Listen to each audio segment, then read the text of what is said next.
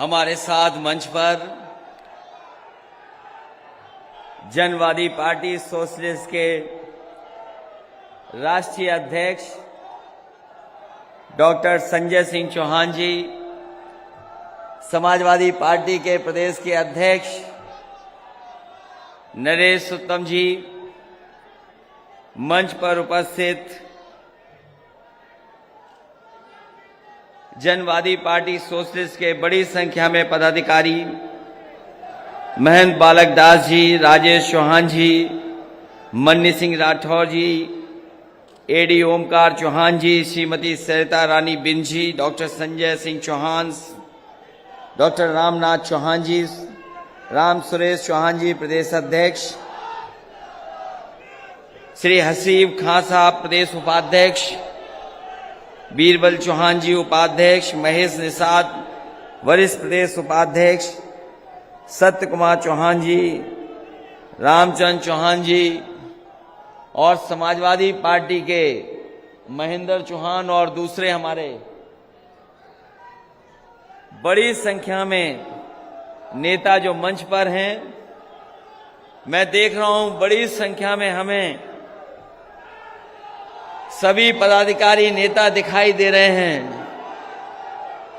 जनवादी party socialist के बड़ी संख्या में यहां उपस्थित सभी किसान भाई, नौजवान साथी, माताएं बहनें और पत्रकार बंधुओं, मैं सबसे पहले डॉक्टर संजय सिंह चौहान जी को बहुत बहुत बधाई देना चाहता हूं। मैं बहुत बहुत मुबारकबाद देता हूं कि उन्होंने फैसला लेकर के और इस कार्यक्रम को आयोजन करने का काम किया है। मैं देख सकता हूं बड़ी संख्या में लोग हमें दिखाई दे रहे हैं। जहां देख रहा हूं मैदान में मुझे जनवादी के एक एक कार्यकर्ता नेता दिखाई दे रहा है। जहां कार्यकर्ता उत्साह के साथ है, वहीं उसके हाथ में उसका अपना झंडा भी है और ये झंडा लहर रहा है हवा के कारण। ये जो लहरता हुआ झंडा हम दिखाई दे रहा है मुझे, मैं कह सकता हूं कि आने वाले समय में भारतीय जनता पार्टी का सफाया होना निश्चित है। और जो आपने आज रैली के माध्यम से संकल्प लिया है कि भाजपा हटाओ प्रदेश बचाओ जनवादी क्रांति महारैली जो हो रही है, मैं लहराता हुआ झंडा देख करके कह सकता हूं, यही नारा आज का है कि नहीं चाहिए भाजपा। आज कोई वर्ग हो, आज हर वर्ग के लोग दुखी हैं। इतना अन्याय, इतने दुख तकलीफ किसी सरकार ने नहीं दी होगी, इतनी परेशानी किसी सरकार ने नहीं दी होगी जितना भारतीय जनता पार्टी की सरकार ने आम जनता को परेशानी और तकलीफ देने का काम किया है। आप लोग यहां से चल करके आए हैं, प्रदेश के दूसरे हिस्से से चल करके आए हैं। जो लोग चले होंगे कई 6 घंटे में पहुंचे होंगे। हो सकता है जो बस से चले उन्हें ज्यादा समय लगा हो। रात भर चल करके आए हैं, अपनी तकलीफ अपनी परेशानी का सामना करते हुए आए हैं। और ये पहली बार इतना जन क्रांति का कार्यक्रम हो रहा है। मैं ये कह सकता हूं कि आने वाले समय में जो धोखा दिया है भारतीय जनता पार्टी ने, आपके समाज को जो धोखा देने का काम किया है, आपके समाज का जो हक छीनने का काम किया है, यही समाज के लोग मिलकर के डॉक्टर संजय सिंह चौहान के अपील पर भारतीय जनता पार्टी को उत्तर प्रदेश से हटाने का काम करेंगे। जिस मैदान में हम लोग यहां पर हैं, मैदान के बगल में हवाई अड्डा है। पहले ये सरकार का हवाई अड्डा होता था। जहां ये मैदान है और आते जाते हवाई जहाज आपने देखे होंगे। ये पीछे जो पहले सरकार का हवाई अड्डा होता था, लेकिन अब ये सरकार का हवाई अड्डा नहीं है, ये बिक गया है हवाई अड्डा।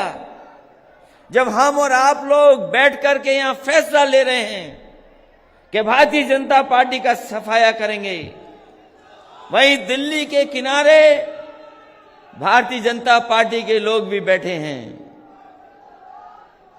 भारतीय जनता पार्टी के लोग भी एक शिलान्यास करने गए हैं। मैंने जब अखबार पढ़ा तो मैंने अखबार में देखा कि उनके बैठने के लिए उनके पंडाल में 90,000 के आसपास कुछ कुर्सियां लगी हैं।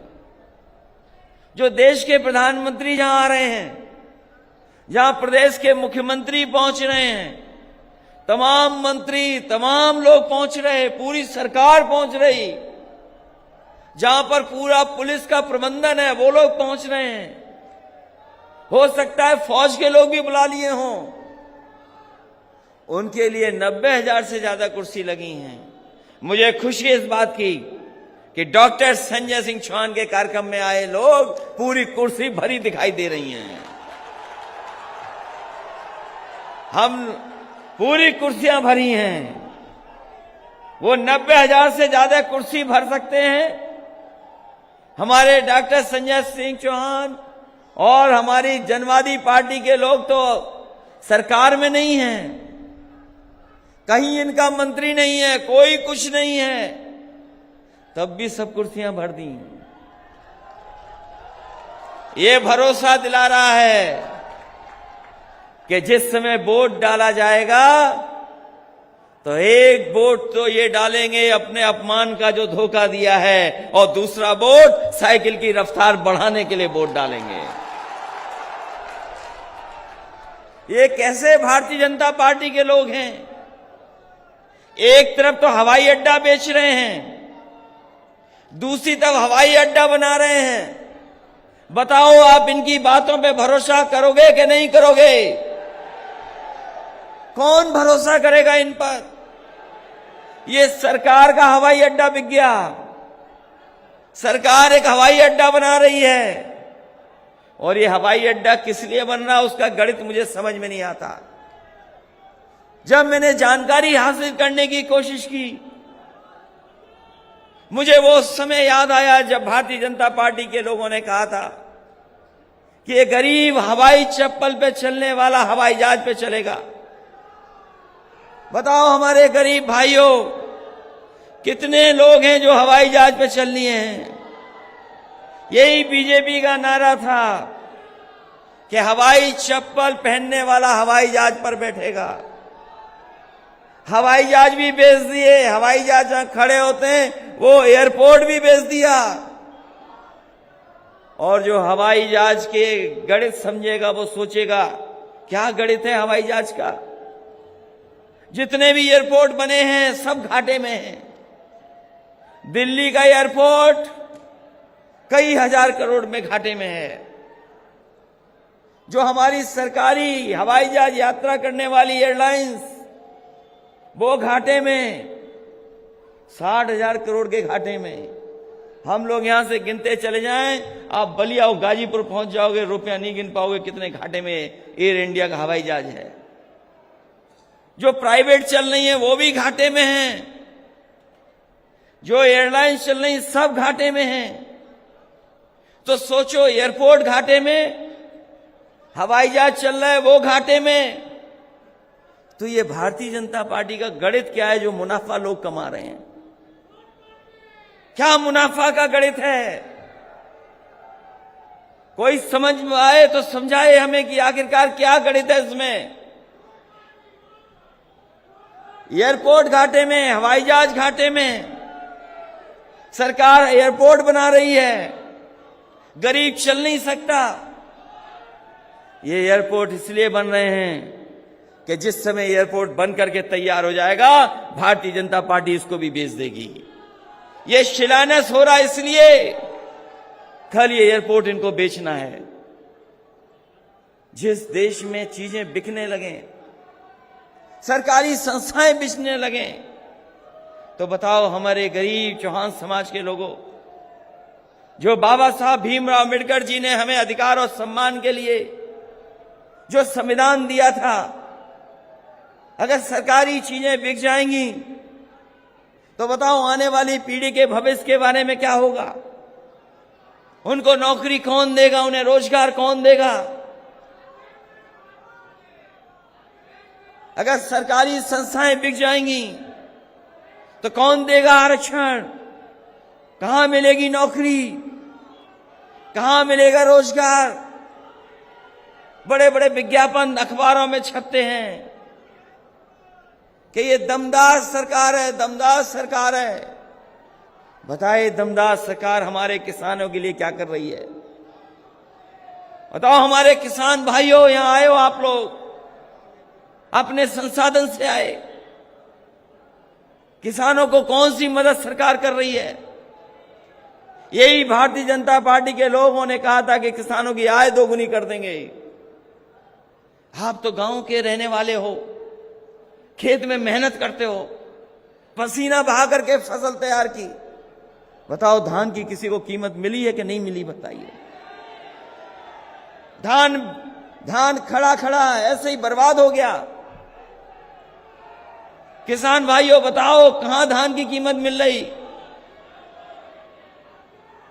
और जो खाद खरीदने गए, बताओ लाइन में लगे रहे आप, क्या आपको खाद मिल गई? डीएपी मिल गई क्या?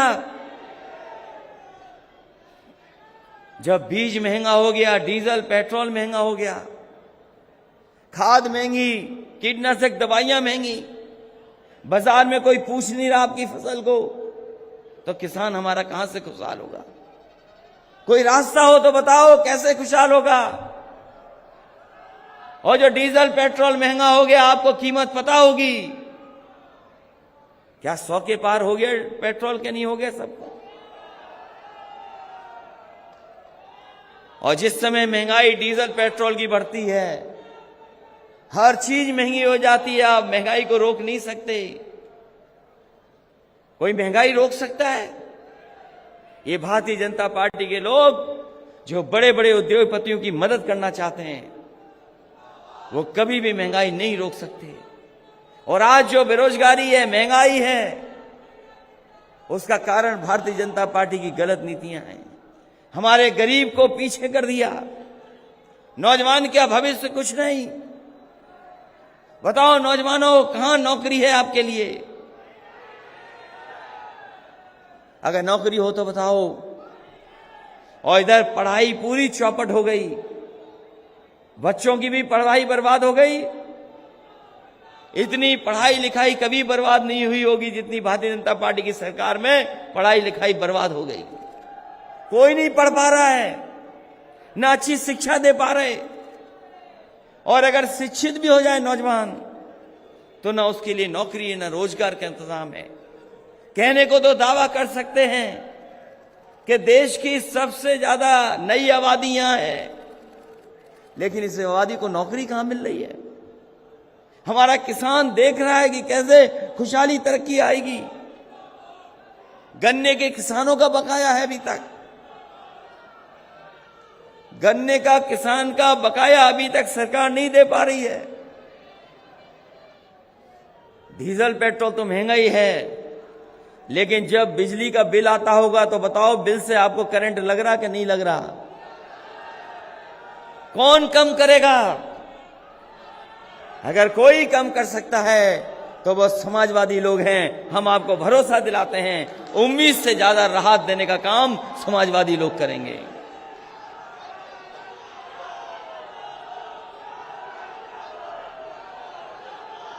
इसलिए हम आपसे कहना चाहते हैं कि चुनाव बहुत करीब है, चुनाव अब दूर नहीं बचा। 2022 का चुनाव आ गया है, सब पार्टियां निकल पड़ी हैं प्रचार के लिए। और इस समय जिस तरीके से समाजवादी पार्टी ने कोशिश की है सबको साथ लाने का, एक एक दल को जोड़ने का, उसी कड़ी में हमने आप लोगों को भी जोड़ने का काम किया है। हम आपको जोड़ करके आगे बढ़ाना चाहते हैं और हम समाजवादी लोग आपको भरोसा दिलाते हैं। मुझे याद है जिस समय पहला कार्यक्रम हम लोगों ने किया था और उस समय कार्यक्रम कर करके बनारस और मऊ में भी कार्यक्रम हुए थे। उसके बाद आप प्रदेश भर में आपके नेता घूमे हैं। डॉक्टर संजय सिंह चौहान गांव जगह जगह गए आपके बीच में। मैं आपको भरोसा दिलाता हूं कि समाजवादी लोग आपको कदम से कदम पर मदद करने का काम करेंगे, आपके साथ सहयोग दे करके आपके साथ खड़े दिखाई देंगे। अगर आपको हक देने की बात होगी तो हक दिलाने में भी समाजवादी पार्टी के लोग आपके साथ खड़े दिखाई देंगे। आपको अगर भागीदारी देने की बात होगी तो समाजवादी लोग आपके साथ खड़े दिखाई देंगे। यही लड़ाई तो हम लड़ना चाहते हैं, इसीलिए जोड़ रहे हैं, लगातार जोड़ रहे हैं, सबको जोड़ा है। ओम प्रकाश राजभर जी को भी साथ ले आए, महान दल को भी साथ ले आए, कृष्णा पटेल जी का भी दल साथ ले आए और आप लोग भी साथ हैं। जब इतने लोग साथ हैं और सब दल के झंडे हमारे साथ हैं तो इतनी रंग बिरंगी पार्टी किसी के पास नहीं होगी। इतने रंगों को जोड़ करके आगे चलने का काम किसी ने नहीं किया होगा। समाजवादी लोग सब रंगों को जोड़ करके एक शानदार और खूबसूरत गुलदस्ता बनाना चाहते हैं। हम लोग रंग जोड़ रहे हैं, ये रंगों को जोड़ करके विकास करेंगे। जब अलग अलग रंग जुड़ते हैं तभी अच्छा गुलदस्ता बनता है। ये एक रंग वाले, एक रंगी वाले लोग कोई खुशहाली नहीं ला सकते। एक रंग वाले लोग कोई जीवन में किसी के खुशहाली नहीं ला सकते। और फिर बाबा मुख्यमंत्री तो कोई खुशहाली नहीं ला सकते। बताओ बाबा मुख्यमंत्री ने कौन सा बड़ा काम कर दिया?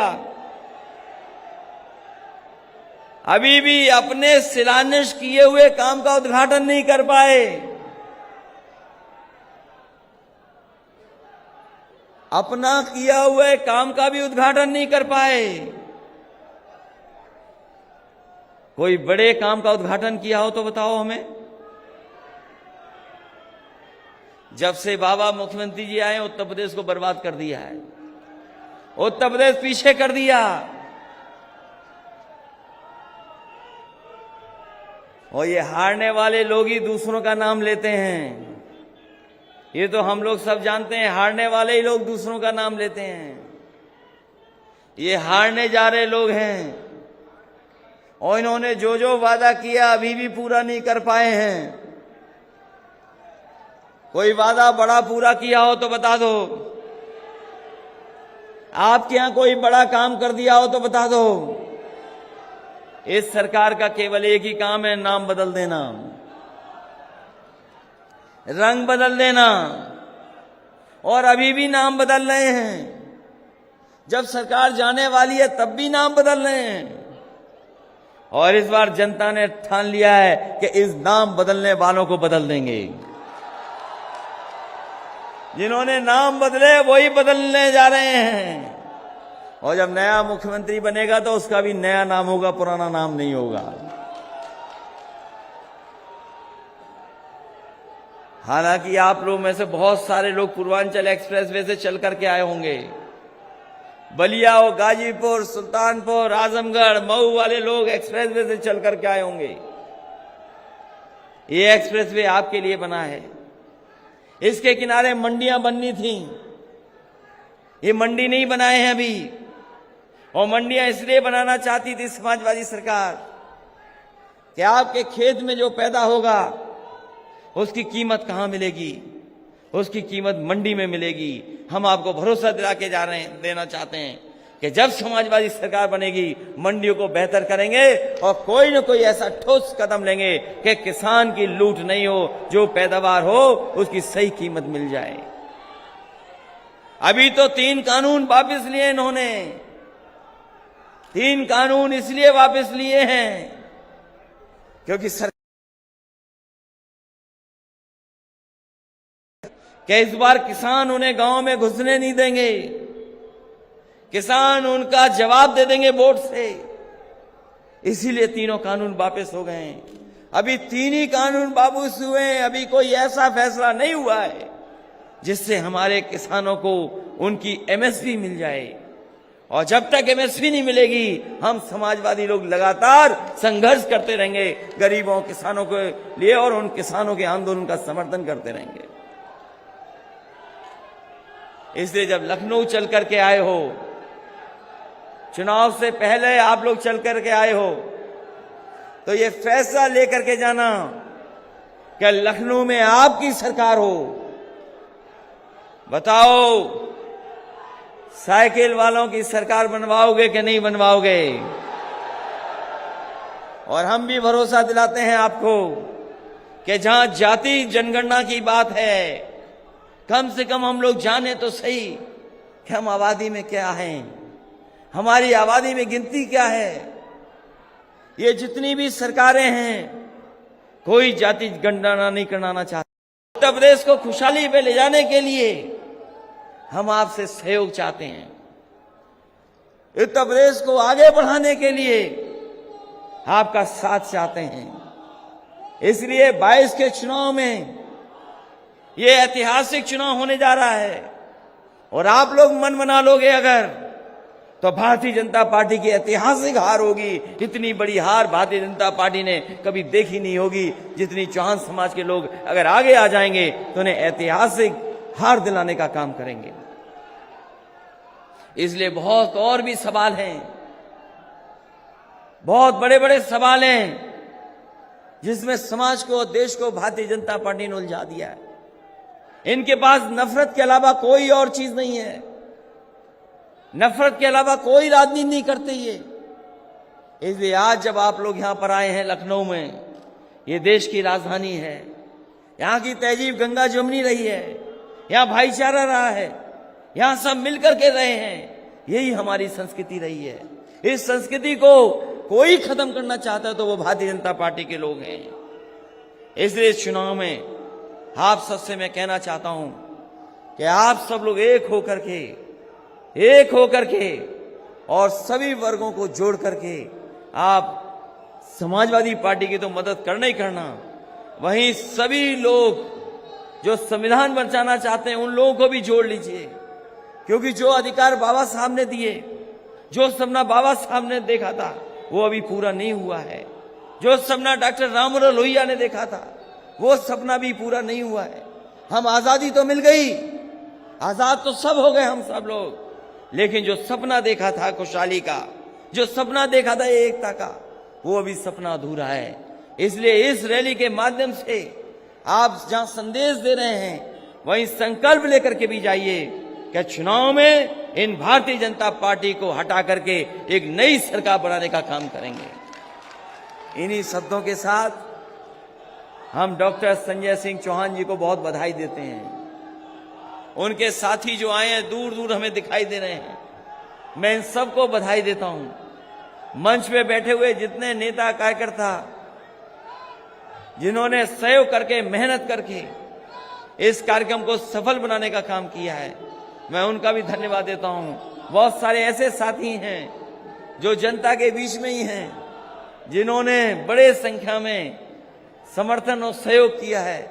उन साथियों का भी बहुत बहुत धन्यवाद देता हूं और इस उम्मीद, इस भरोसे के साथ कि जिस समय उत्तर प्रदेश में बदलाव की लड़ाई होगी, जिस समय चुनाव होगा, उस समय आप लोग सब मिलकर के भारतीय जनता पार्टी को हटाने का काम करेंगे। क्योंकि भारतीय जनता पार्टी के लोगों ने बेरोजगारी दी है, महंगाई बढ़ाई है, भ्रष्टाचार बढ़ाया है, और जिन्हें हक और सम्मान मिल जाना चाहिए था, उन्हें हक और सम्मान देने का काम नहीं किया है। हमारे चौहान समाज के लोग पीछे छूट गए, जिनका इतिहास न जाने कैसा इतिहास रहा। जिस समाज से सम्राट पृथ्वीराज चौहान निकले हों, उस समाज को पीछे छोड़ दिया हो, वो समाज की कोई गिनती ना हो।